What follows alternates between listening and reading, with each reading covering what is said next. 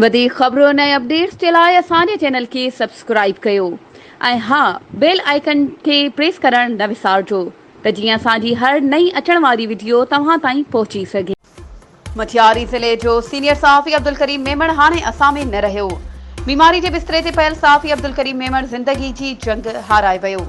हाला press club जो सरपरस्त आला प्रेस क्लब हाला जो अॻूणो सदर ज़िंदगी जा 45 साल सहाफ़ती दुनिया खे अर्पींदड़ मटियारी ज़िले जो मोस्ट सीनियर सहाफ़ी हिन फ़ानी दुनिया मां लाॾाणो करे वियो।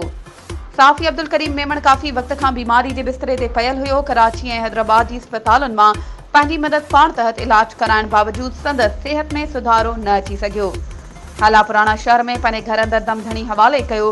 पाण प्रेस क्लब हाला जो सदर बि रही चुको ऐं हाला प्रेस क्लब जो सरपरस्त आला हुयो।